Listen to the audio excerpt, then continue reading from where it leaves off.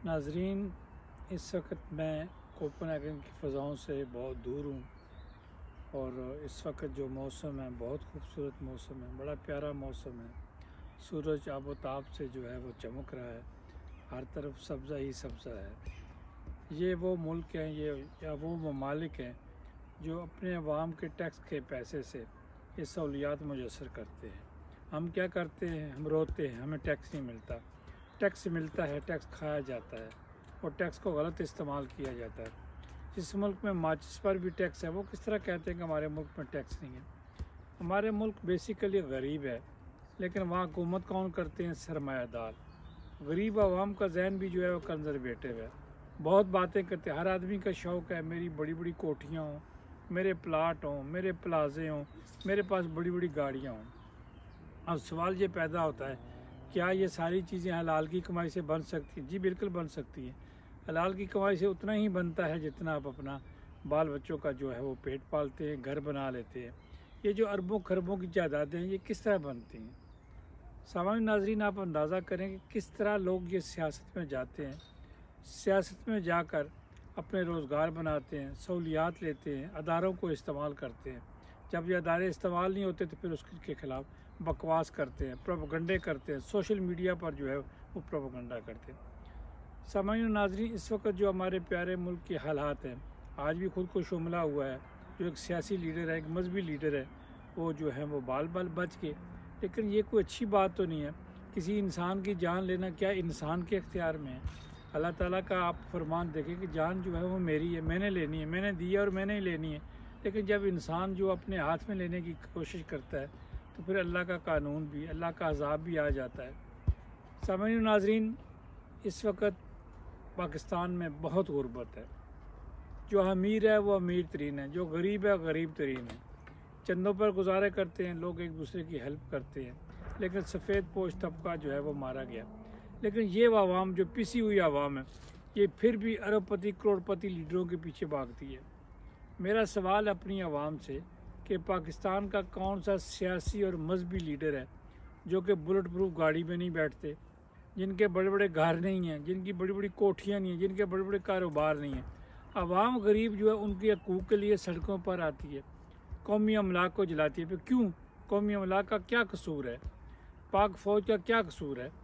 पाक फ़ौज आपके लिए पहरा नहीं देती, आपके लिए बार्डरों में नहीं रहती, आपकी हिफाजत नहीं करती, और पाक फ़ौज आपके लिए क्या करे? सैलाब आए पाक फ़ौज, नाले साफ़ करे पाक फ़ौज, इलेक्शन हो तो पाक फ़ौज। जब बदनामी की बात आती है तो ये सियासतदान जो है इक़्तिदार के लिए पाक फ़ौज के पाँव में पड़ते हैं, और उसके बाद उन्होंने मुल्क भी चलाना है। पाक फ़ौज की एक ज़िम्मेदारी होती है अपने मुल्क की हिफाजत करना। सियासतदानों को क्या परवाह है? ये बड़े बड़े जुलूस या जलसे करते हैं, इनसे कभी किसी ने पूछा अदालतों ने कि तुम्हारे पास पैसा कहाँ से आया? क्या आजकल हज़ारों लोग इकट्ठे करना इतना आसान काम है? लेकिन ये करोड़ों के अखराजात करते हैं, इलेक्शन में पेपर जमा कराते हैं।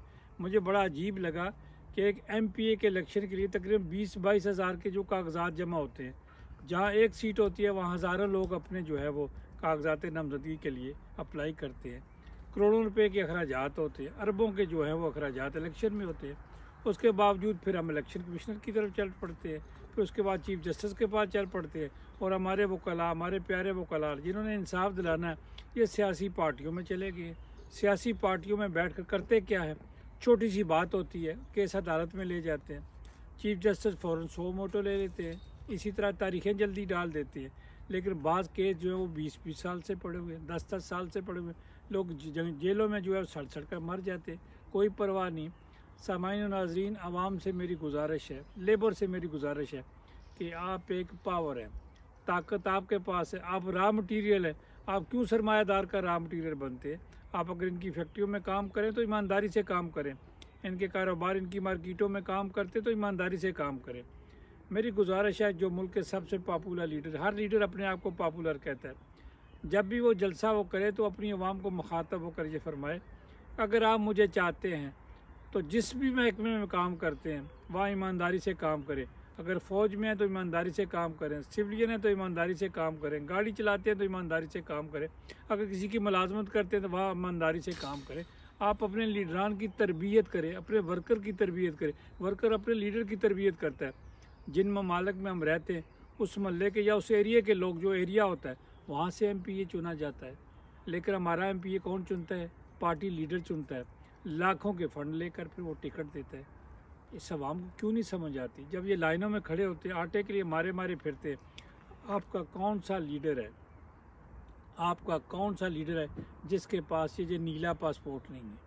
ये नीले पासपोर्ट पर सफ़र करते हैं, ये हज और उम्रे जो है सरकारी जहाज़ों पर बैठ कर करते हैं। इस आवाम को क्यों नहीं समझे? मेरी मुराद है आपसे, मेरी ताकत जो है वो मेरी आवाम है, मेरी ताकत मेरी स्टेट है, मेरी ताकत मेरी जो है वो फ़ौज है, मेरे मुल्क की हिफाजत करती है, सरहदों की हिफाजत करती है। लीडरान का काम है असम्बलियों में बैठकर कानून बनाएं। कानून किसके लिए बनाए जाते हैं? फलाह बहबूद के लिए बनाए जाते हैं। हमारे वज़रा क्या करते हैं? अपने लीडर की टीसी करते हैं, उसके लिए वजारत के लिए टीसी करते हैं, पार्टी को अरबों करोड़ों के फ़ंड देते हैं। तो मेरी गुजारिश है अपने सामाइन और नाजरीन, मज़दूर तबके से, मैं एक लेबर एक आदमी हूँ, मैं काम करता हूँ, पब्लिक के लिए काम करता हूँ, लेकिन इसका ये मतलब नहीं है कि हमें समझ नहीं, हमें समझ है। और हम इंशाअल्लाह ताला, हमारी PIA यहाँ डेनमार्क से नहीं चलती, स्कैंडिनेविया से नहीं चलती। इसको चलाने के लिए क्या शहबाज शरीफ साहब ने कुछ किया? नवाज शरीफ साहब इंग्लैंड में बैठे उन्होंने कुछ किया? इमरान खान ने कुछ किया? मौलाना फजल रहमान साहब ने कुछ किया? जरदारी ने कुछ किया?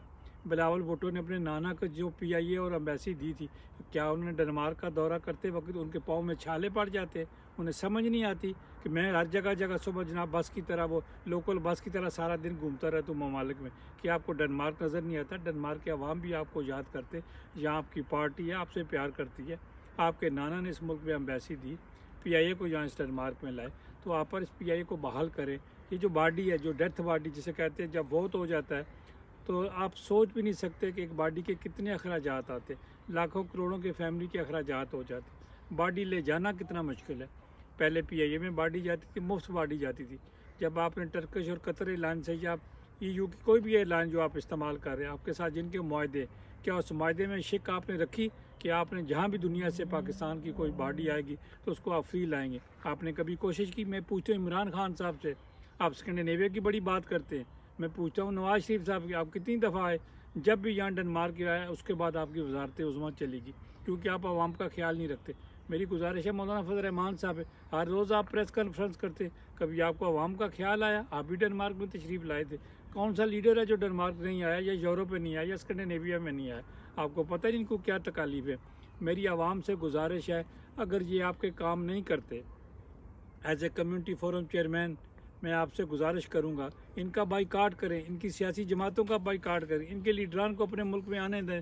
जब ये मुल्क में आए इनको जूते मारे, क्यों इनके लिए मर्सिडीज़ गाड़ियाँ लगा कर इनको सैर कराते, इनको अयाशियाँ कराते, घरों में ठहराते, 5 स्टार होटलों में ठहराते। ये आपको देते कि ना आपको PIA दे रहे हैं, ना आप ओवरसीज़ के लिए कुछ सहूलियात है। ओवरसीज़ को क्या समझाओ? कहते हैं कि अपने माँ बाप अपने ख़ानदान के लिए पैसे भेजते, हुकूमतें वक्त पर क्यों आसान करते? अरबों खरबों के हर साल पैसे जाते हैं, डॉलर जाते हैं, उसके बदले में इमरान खान साहब आपने अवाम को क्या दिया? एजिटेशन। नवाज शरीफ आपने क्या दिया? यही जो एक आध आप इंटरव्यू दे देते हैं, दूसरे तीसरे दिन जो है शहबाज शरीफ आपके पास हिदायत लेने के लिए आते हैं, और उसके साथ आप मिलकर जो है उस स्टेट को जो है, मुल्क को जो है, मुल्क की फ़ौज को ख़राब ना करें। मुल्क की फ़ौज को अगर किसी ने ख़राब किया है तो लीडरान ने किया है, अपने इक़्तिदार के लिए किया है, लेकिन वो चंद इक्का दुक्का कोई शख्स हो सकता है, लेकिन जो पाक फ़ौज है आपकी हिफाजत करती है। आज अगर आपके पास पाक फ़ौज नहीं है, मजबूत फ़ौज नहीं है, तो ये जो रात को आप घरों में आराम से सोते हैं, ये आपका सोना बड़ा मुश्किल हो जाएगा। पाक फ़ौज के लिए, यकजहती के लिए बाहर निकलें, उनकी हमायत में बाहर निकलें। इन सियासी लीडरों ने आपको क्या दिया? दुख, तकालीफ, पत्थर, जेलें क्या दी? और ये ख़ुद कहाँ बैठे हुए हैं? बड़े बड़े घरों में। इनके गनमैन्स देखें, ये अपनी जान की हिफाजत करते हैं, तो आपको शर्म नहीं आती? आप इनके लिए, इनको हकूक़ दिलाने के लिए बाहर सड़कों पर आते, पथराव करते, कौमी अमलाक को जलाते, पाक आर्मी पर आप हमले करते। आज जो खुदकुश हमला हुआ जो है, वो डेथ्स जो है, वो कितनी डेथ्स हो चुकी होंगी, लेकिन हमें नहीं पता कुछ हुआ है या नहीं हुआ, लेकिन हमें बहुत ज़्यादा अफसोस है। हम कंडेम करते हैं, ये चीज़ें ख़त्म होनी चाहिए। आग पाक फ़ौज के साथ खड़े हो जाए। मेरी सियासतदानों से गुजारिश है, लीडरान से गुजारिश है, अवाम से गुजारिश है, ये वक्त है। आपके पास एक ऐसी चीज़ है जो अल्लाह ताला ने आपको तोहफे की शक्ल में, लीडरान ने मेहनत की, सबकी मेहनत उसमें शामिल होगी, अवाम का खून पसीने की कमाई उसमें शामिल है। आपके पास एक आप एटमी ताकत है, क्या आप अपनी एटमी ताकत ख़त्म करना चाहते हैं? IMF आपके साथ क्या कर रहा है?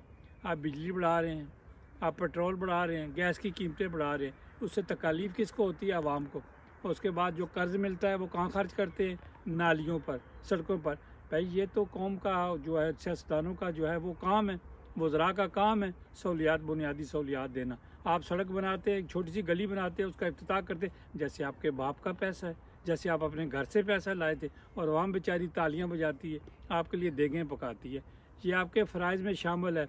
MPA साहब, MNA साहब, वज़रा साहब, साहिबान ये मेरे, हमारे सर के ये ताज है, लेकिन ये ताज जो है अपनी आवाम को खा रहे हैं, अपनी आवाम को लूट रहे हैं। मेरी अपनी आवाम से गुजारिश है कि आप लीडर से ज़रूर प्यार करें, उनका मंशूर पढ़ें।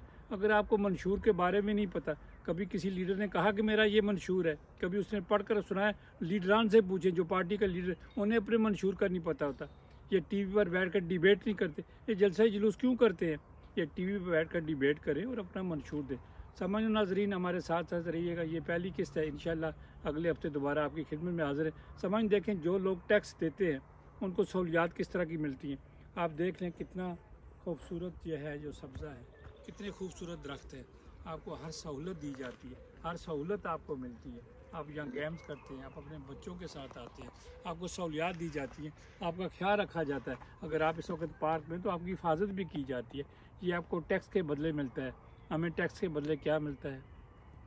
मेरी चीफ जस्टिस साहब पाकिस्तान से गुजारिश है कि आपके पास बहुत बड़ी ताकत है, इस ताकत को आवाम के लिए इस्तेमाल करें, 100 मोटों के लिए नहीं इस्तेमाल करें। 100 मोटो जायज़ मतलब, आपको अपनी तनख्वाह की फ़िक्र रहती है, अपने घरों की फ़िक्र रहती है। मैं कहता हूँ कि जो लाखों की तनख्वाह ले रहे हैं, मेरे मीडिया के भाइयों से भी गुजारिश है कि जो मालिक आपको 10-20 लाख की तनख्वाह देता है, वो क्यों आपको देता है? 40-45 मिनट का आप प्रोग्राम करते हैं, उसके बदले आप देते क्या हैं? तो आप भी सोचें, आपको इतना पैसा क्यों दिया जा रहा है? और ये एक जो है माइंड सेटअप है, इस माइंड सेटअप को समझने की कोशिश करें। पाकिस्तान जिंदाबाद, पाक फौज जिंदाबाद।